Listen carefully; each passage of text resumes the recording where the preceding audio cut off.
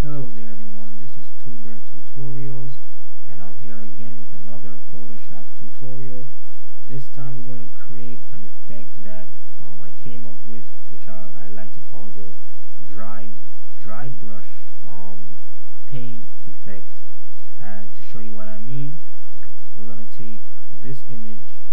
This is the actress Minka. I got this image from Google. The link is in the description for the image. And we're going to make this image into this image. As you can see, it has like a dry brush kind of posterized paint effect going on. And yeah, I'm going to show you how to create that effect. It's really simple and you get it just like that. So let's close that out, go to Photoshop, and we're going to place our image. Let me find our image first. Things on my desktop here. Alright, we're going to drag our image into Photoshop. Alright, so first things first, as always, unlock the layer, double click on the background, okay.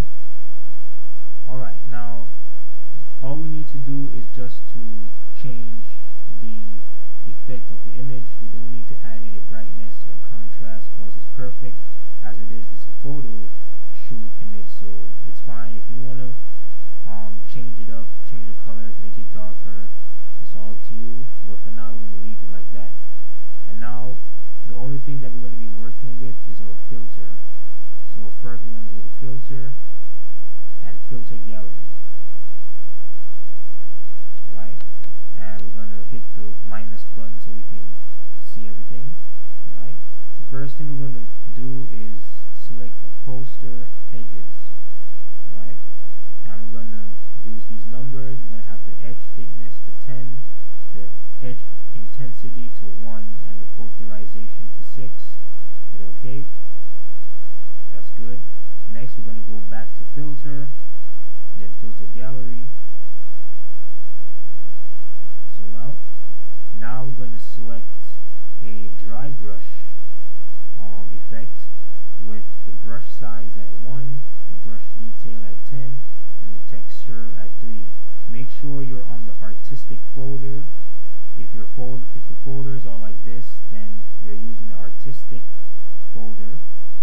Alright, hit OK. So far so good. And the final thing that we need is the paint swab effect. So we'll go to Filter again, Filter Gallery, zoom out, and then we're going to go to Rough Pastels. That's Rough Pastels, select that, and we're going to have the stroke length to 6, the stroke detail at 4, the texture to be canvas, the scaling 55%, and the relief 20. The light bottom and invert, we'll leave that unchecked, and we hit OK. And basically that is it. That's the basic effect. And now what we need to do is to add the white background like it is on our final image. You see the background is white and part of the painting is like it's being erased. So to do that, we're going to select a new layer, drag that layer to the bottom, go to our photo bucket, paint bucket tool, and select a white color and just color that layer. Of course nothing changes because that layer is underneath the picture layer. So we're going to go back to our picture layer and we're going to go to our magic wand tool and we're just going to select the gray areas, not the picture, the gray areas in the background. Click on it and then hit delete. Click on this area. For this area, you'd have to click at a certain spot. You're going to click at this spot to the far corner. Reason being, if you click at this spot, as you can see, it doesn't erase. As you can see, this spot, I should say, erase the whole thing. So be careful where you choose to click it. If you click on this area, as you can see, it only erased this area. but we need the inside of the arm to be erased as well. So we're gonna select around this area, and we have the whole thing set. Hit delete, and everything is set. Next, what we need to do is just add the text. So go to our text layer, and we're using the AR decode font, and we're just going to type her name, Minka, and Kelly. Position the Kelly.